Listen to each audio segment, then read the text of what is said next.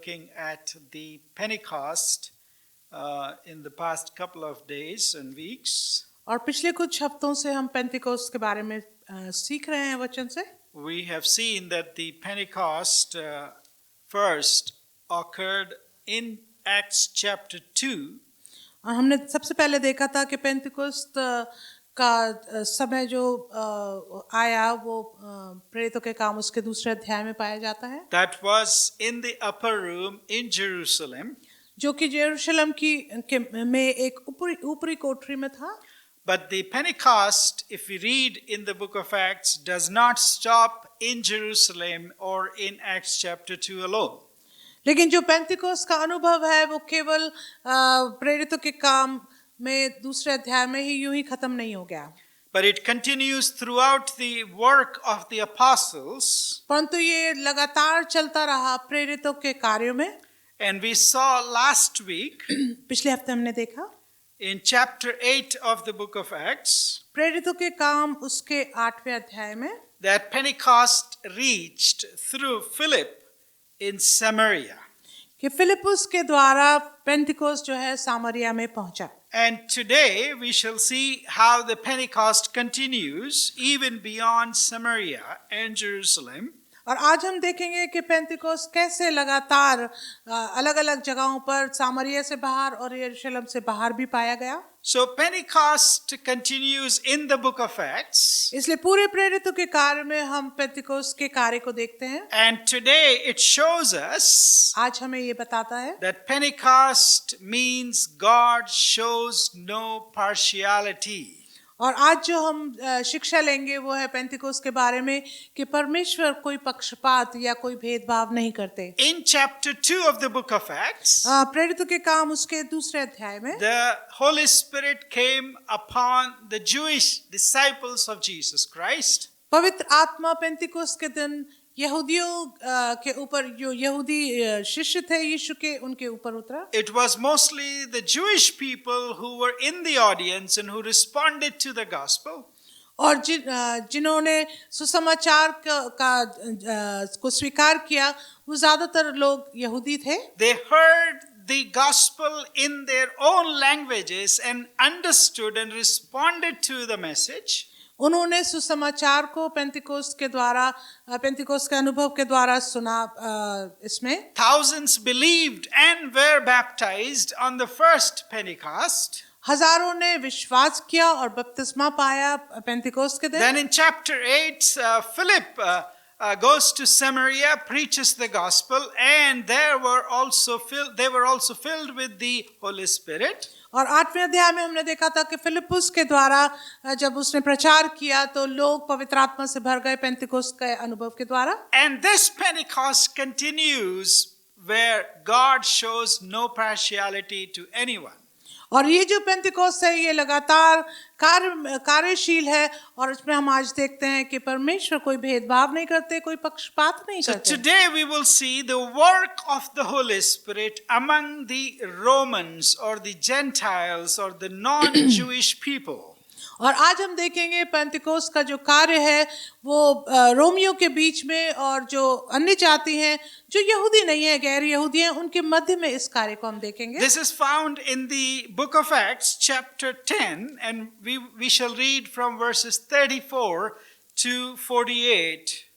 और आज का जो संदेश है वो पाया जाता है प्रेरितों के काम 10 अध्याय में उसकी 34 से 48. Although I will suggest that everyone when they go home before going to bed tonight read the whole chapter in one sitting, chapter 10 of the book of Acts. और मैं आपको एक सुझाव देता हूँ कि जब आप आज घर जाते हैं तो आप इसको एक बार में प्रेरितों के कार्य की पुस्तक को 10वें अध्याय को 34 से 48 तक जरूर पढ़ें. The whole chapter. The book. पूरे अध्याय को आप पूरा पढ़ें. Anybody wants to read chapter 10 verses 34 to 48? Amen. May the Lord bless the reading and hearing of His word. परमेश्वर अपने वचन के पढ़े और सुने जाने पे आशीष दे. Now, in order to understand what is happening from verse 34 of chapter 10, और ये समझने के लिए कि यहाँ क्या हो रहा है जब हमने पढ़ा प्रेरितों के काम 10 अध्याय में where Peter is preaching the gospel. जबकि पतरस जो है सुसमाचार का प्रचार कर रहे हैं। We need to go back a little in this chapter where it begins from verse 1. तो हमें इस अध्याय में पीछे जाने की ये जरूरत है जो पहली आयत से शुरू होता है। And verse 1 of chapter 10 begins प्रेरितों के काम 10 और पहली आयत में यूं शुरू में लिखा है, with the name of a place and the name of a person from that place. एक जगह का नाम और एक व्यक्ति जो उस स्थान में रहता है। And what is that? और वो क्या है? At Caesarea, there was a man named Cornelius, कैसरिया में एक पुरुष था जिसका नाम था Cornelius, a centurion of what was known as the Italian cohort. जो कि सूबेदार था एक इटालियन पलटन का। And so he sees a vision, वो एक दर्शन पाते हैं and that vision describes him that he should call for somebody that he did not know, that is Simon Peter. और उनको दर्शन में ये मिलता है कि वो एक ऐसे पुरुष से मुलाकात करें जो शमौन पतरस है जिनसे वो पहले कभी नहीं मिले।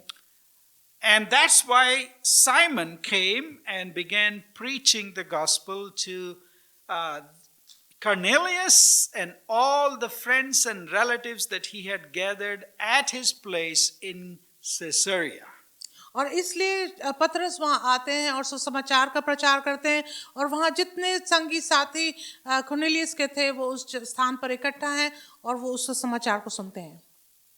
In Caesarea, which was a Roman place, it was the cohort of the Italian court and the Roman army and everything was all situated in Caesarea. और कैसरिया में यहाँ पर सारे रोमी जो साम्राज्य था उसके सूबेदार के साथ लोग थे वहाँ पे। And so Cornelius was situated there. He had a very nice position in the Italian cohort or the army of the Romans situated there. और जो कर्नेलियस थे उनको बड़े एक ओहदे पर थे और वो इस स्थान पर रहते थे। Now in his vision, उनके दर्शन में he heard that he should send for some man who is living at that time in Joppa.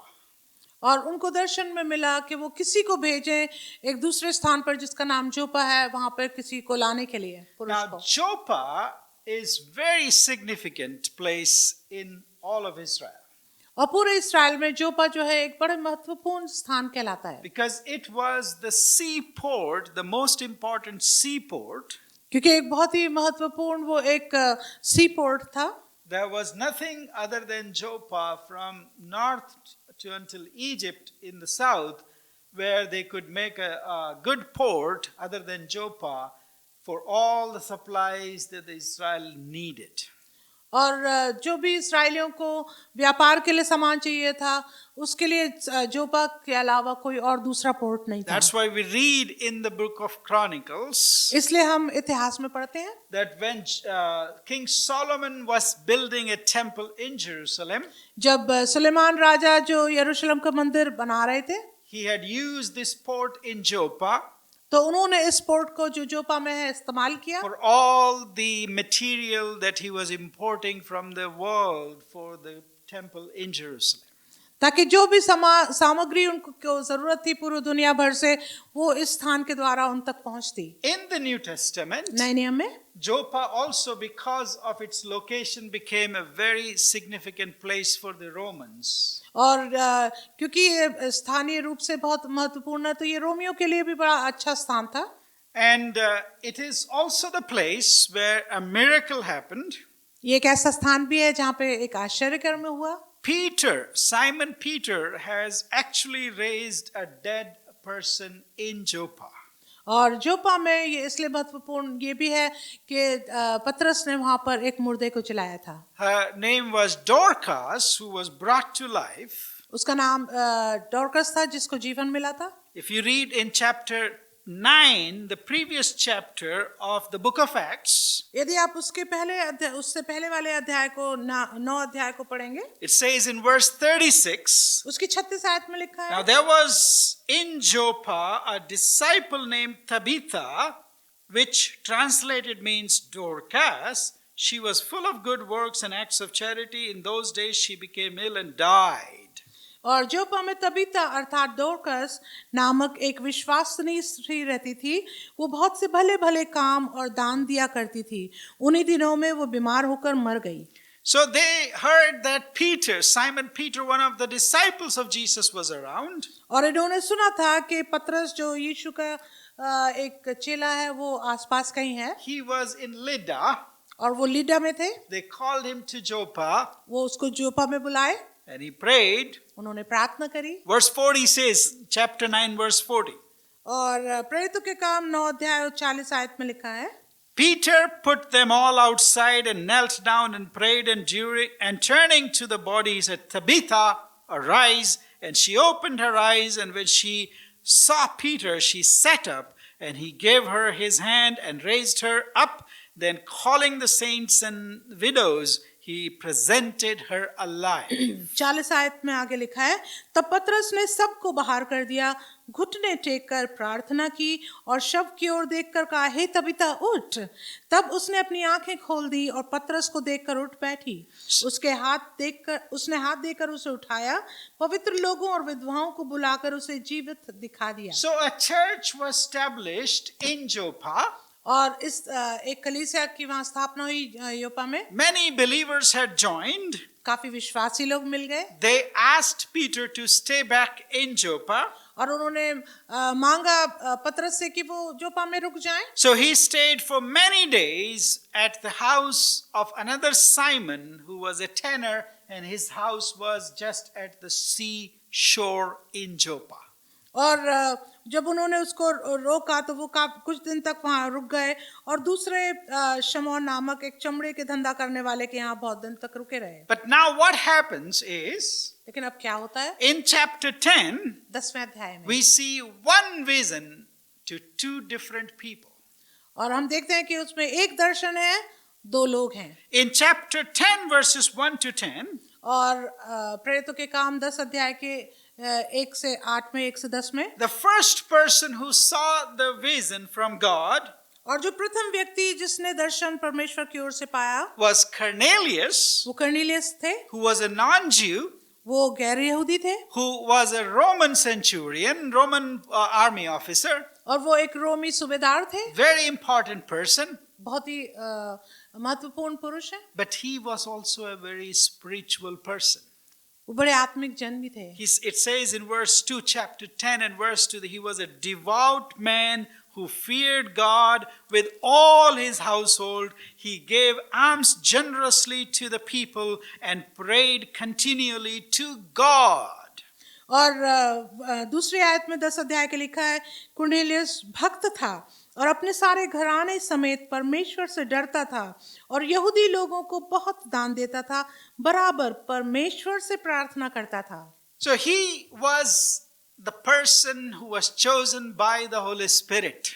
तो ये जो पुरुष थे इनको पवित्र आत्मा के द्वारा चुना गया था For the Pentecost among the Gentiles, among the non-Jewish people.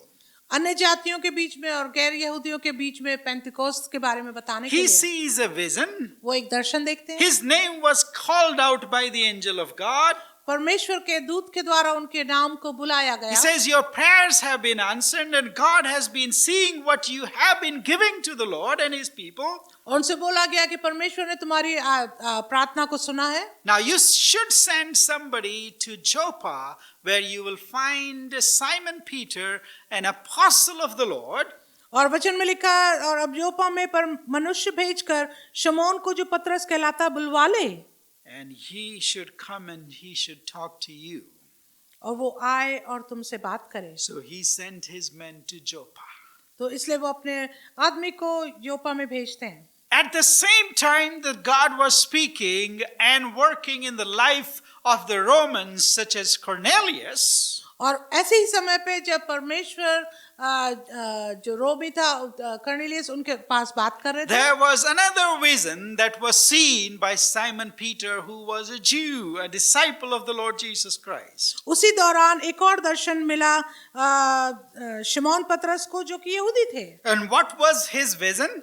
उनका दर्शन क्या था? It was a preparation of Simon Peter और ये एक तैयारी का समय था शमौन पतरस के लिए that he should accept an invitation कि वो एक आमंत्रण को स्वीकार करे that was coming from a Roman army officer जो कि एक रोमी सूबेदार के से आ रहा था to go to a Gentile's house कि एक अन्य जाति के घर में जाए and to share the gospel there.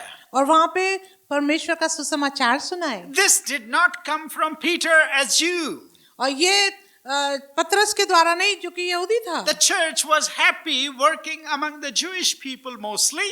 और जो कलीसिया थी वो आपस में यहूदियों के बीच में काम करने से ही खुश But थी, God's plan was different. लेकिन परमेश्वर की योजना तो फर्क थी। Jesus has already said to them पर यीशु ने तो उनसे पहले ही कह दिया that था when the Holy Spirit has come upon you, कि जब पवित्र आत्मा तुम्हारे ऊपर उतरेगा you shall be my witnesses तुम मेरे गवाह होगे in Jerusalem, यरूशलेम में, in Judea, यहूदिया में, in Samaria, समरिया में and to the ends of the earth. और पृथ्वी की छोर तक। That has happened ऐसा हो गया until now that the gospel has not crossed boundaries and reached the non-Jewish people.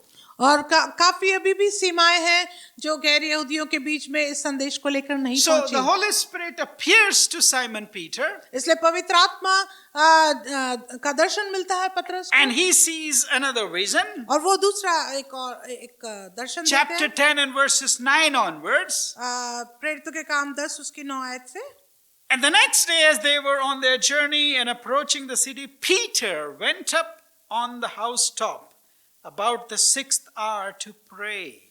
9 आयत में लिखा, दूसरे दिन जब वे चलते चलते नगर के पास पहुंचे तो दोपहर के निकट पतरस छत पर प्रार्थना करने चढ़ा।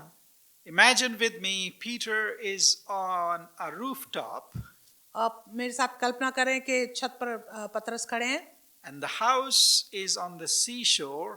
और जो घर है वो समुद्र तट पर है। What an amazing view he had of the Mediterranean Sea.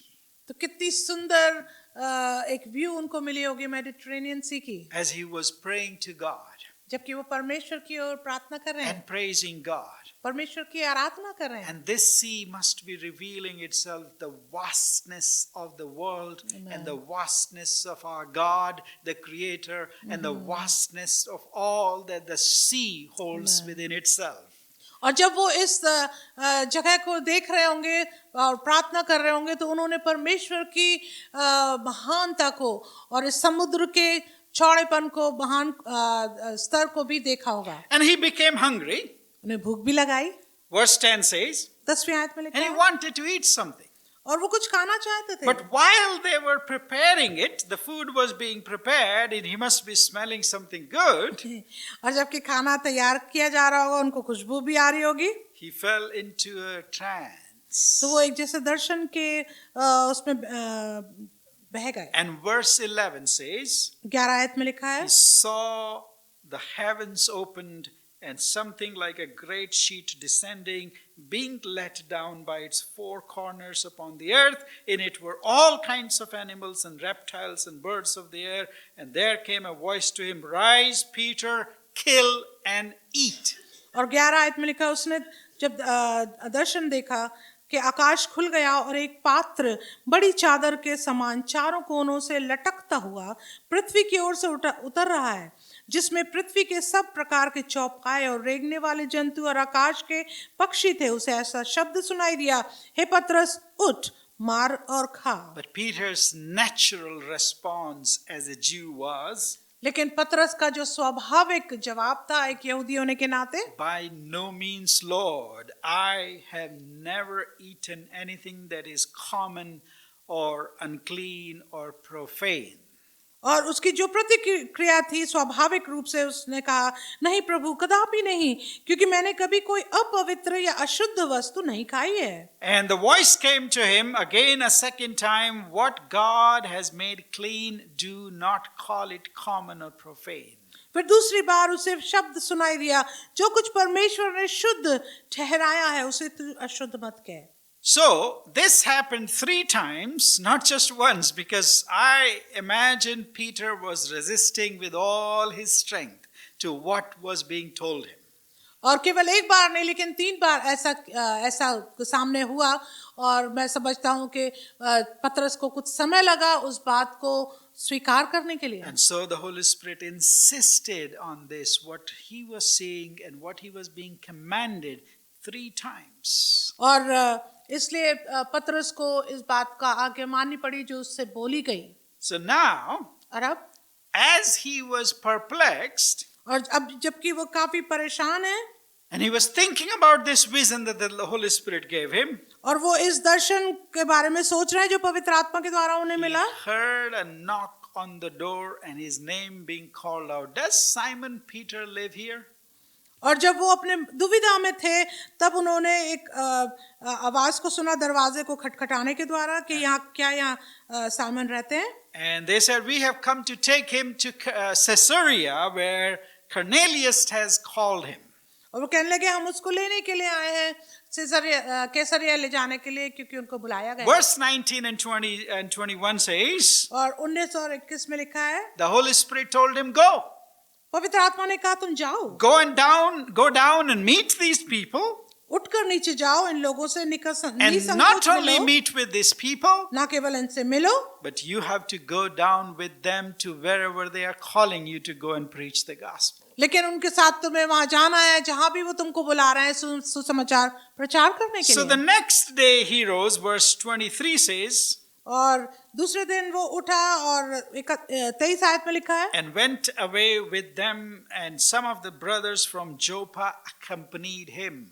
और 23 आयत में लिखा है दूसरे दिन वो उनके साथ गया और जोपा के भाइयों में से कुछ उसके साथ हो लिए। This was a great decision, my dear friends, by Simon Peter. मेरे मित्रों ये बहुत बड़ा एक निर्णय था जो पतरस ने लिया। But the Holy Spirit was making him cross boundaries. पवित्र आत्मा उनको विवश कर रहा था कि वो सीमाओं को पार करें। The boundaries that were created by religion.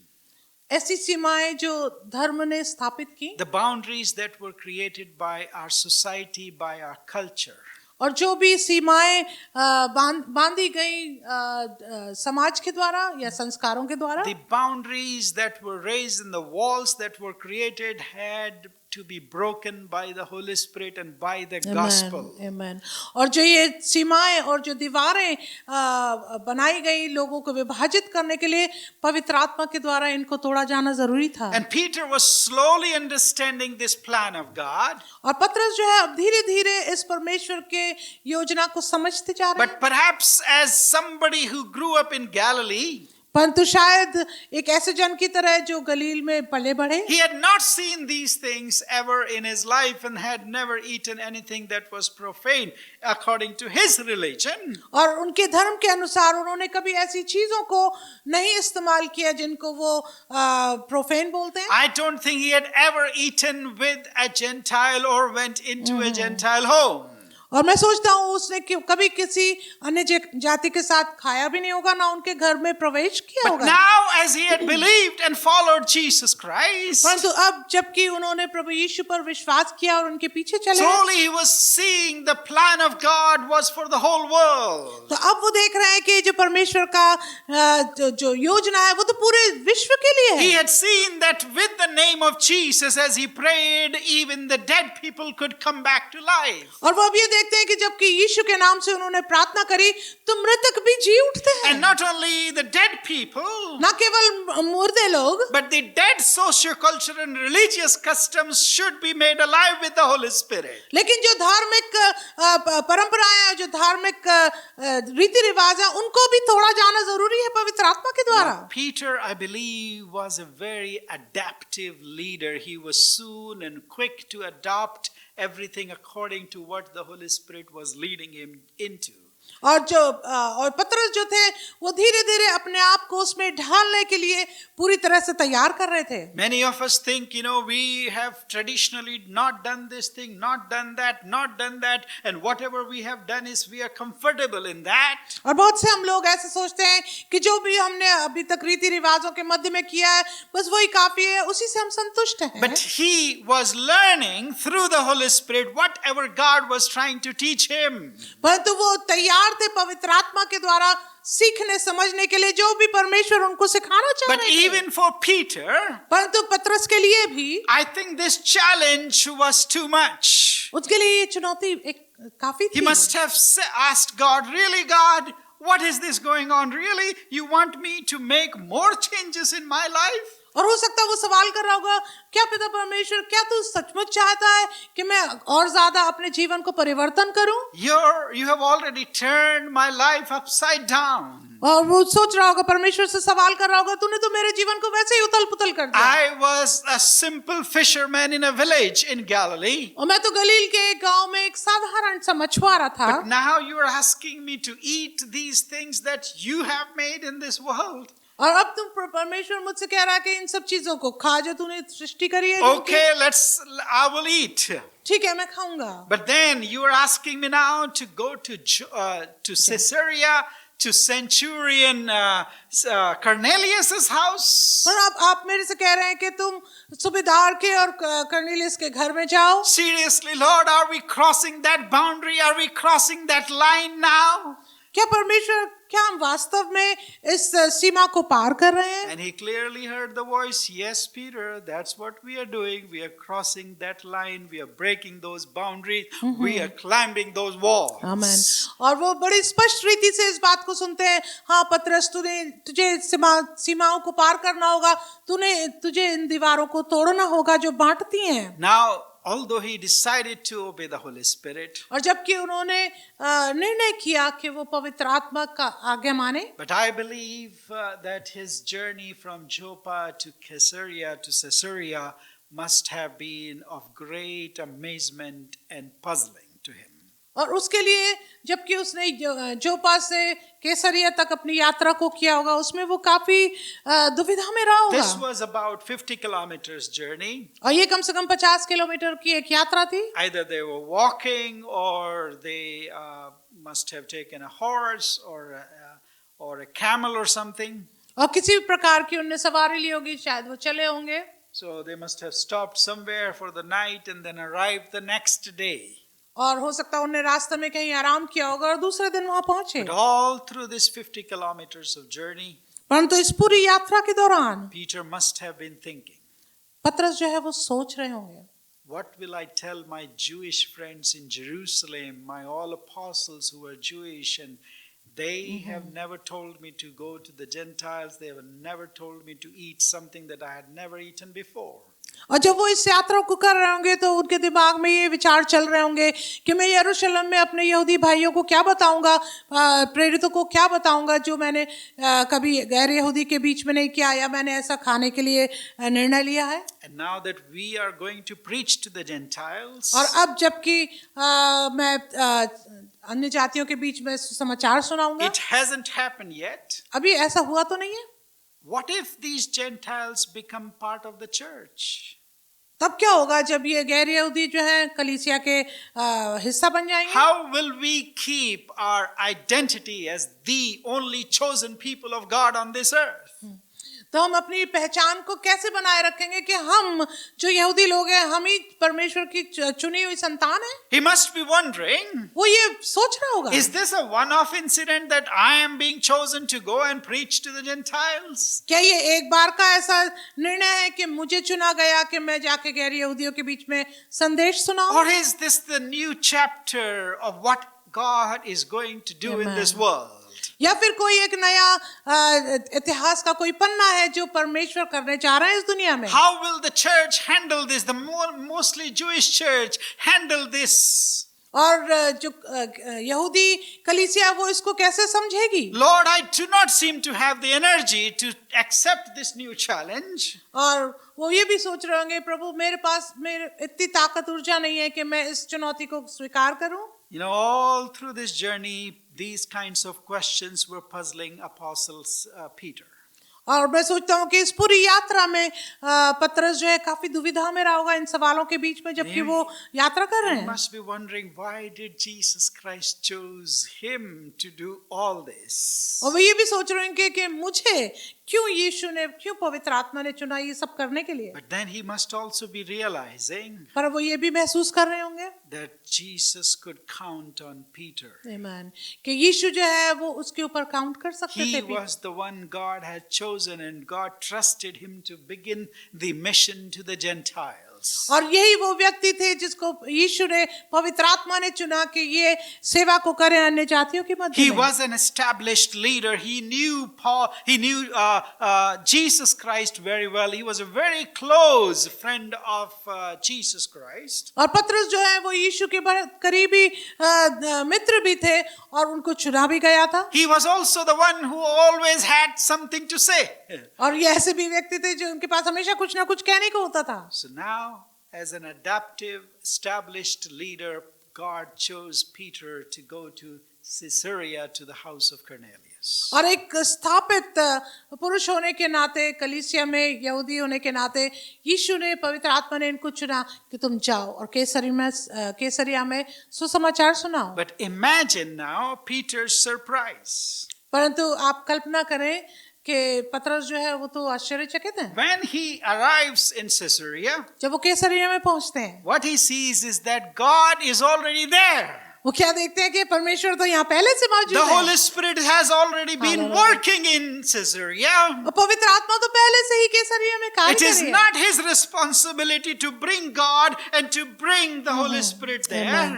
और ये पतरस की जिम्मेदारी नहीं कि पवित्र आत्मा को या परमेश्वर को अपने साथ वहां लेकर जाएं। What a relief it must have been for Peter कितना आसान लगा होगा पतरस को ऐसा that this देखकर। kingdom work does not depend on him. आमीन कि जो पवित्र आत्मा जो परमेश्वर के राज्य का कार्य है वो उसके ऊपर निर्धारित नहीं है। God has already been working among the Romans.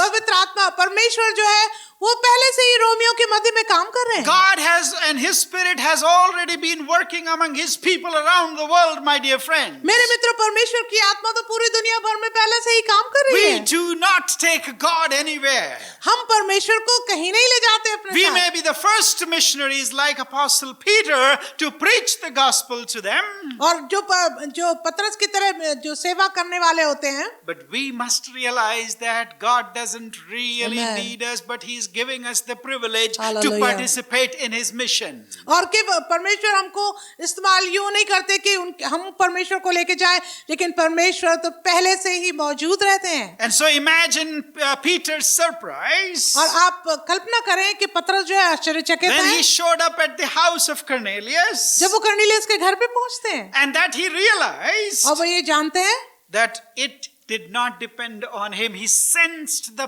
presence of Amen. the Almighty God. He sensed the Spirit of God already working among these people. आमीन। तो वो आश्चर्यचकित थे कि वो पवित्र आत्मा को वहां नहीं लेकर आए, लेकिन उसको परमेश्वर की मौजूदगी वहां पे महसूस हुई। And he learned about the vision of Cornelius, that he was already seeing these visions and God was already talking to him.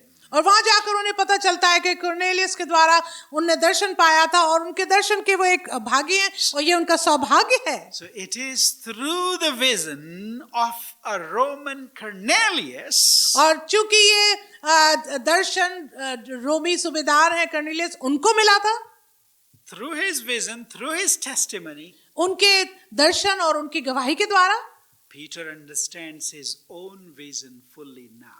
पतरस को अब अपना दर्शन पूरी तरह से समझता है And as he proclaims the gospel, और जबकि वो सुसमाचार को बांटते हैं he understands it completely now, और अब पूरी तरह से संपूर्णतः वो उसको समझते हैं that God is not partial. कि परमेश्वर पक्षपात नहीं करते, That God does not choose one and reject the other.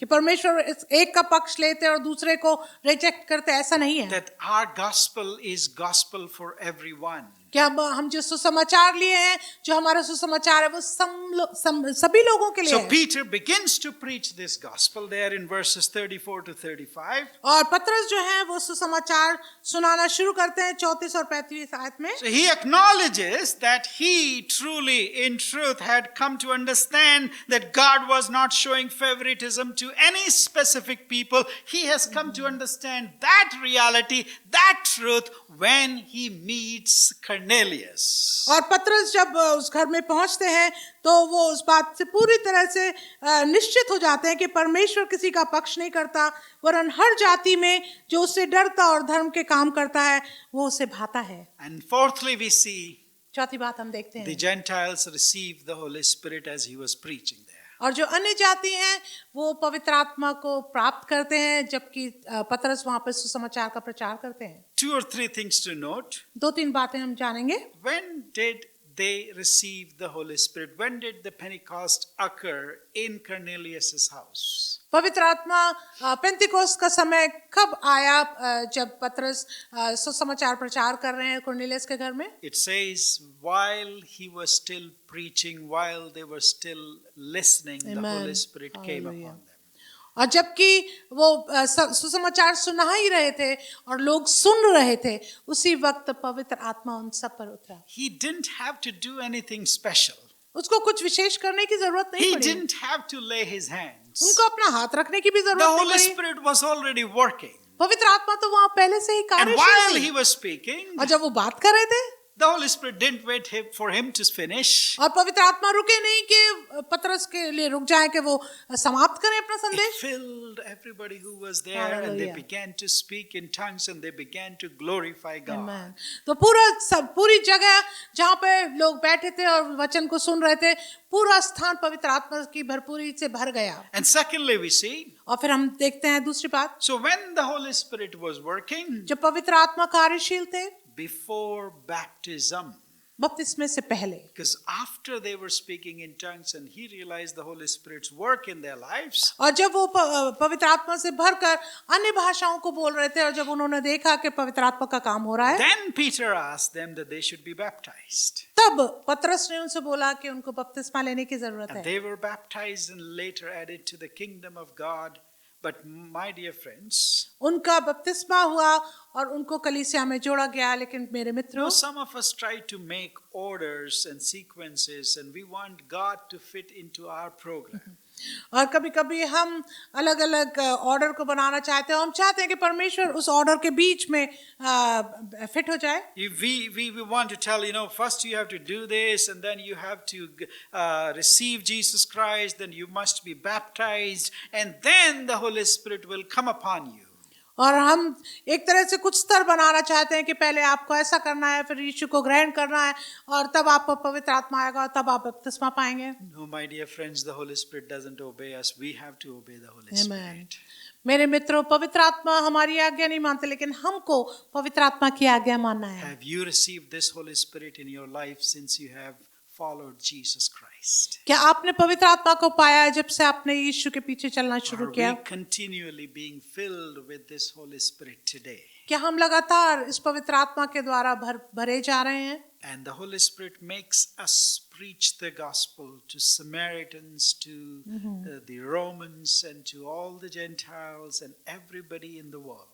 क्योंकि पवित्र आत्मा हमें इससे योग्य बनाता है कि हम यहूदियों के बीच में, सामरियों के बीच में, रोमियों के बीच में और अन्य जातियों के बीच में और पूरी दुनिया भर में परमेश्वर के सुसमाचार का So if प्रचार you're करें। filled with the Holy Spirit, are you sharing the word, the gospel with others today? और यदि आप पवित्र आत्मा से भरे हुए हैं तो क्या आप परमेश्वर के सुसमाचार को दुनिया भर में जहां भी आप हैं आप बांट रहे हैं? May the Lord bless us through this word. परमेश्वर इन वचनों के द्वारा हम सबको आशीष दे।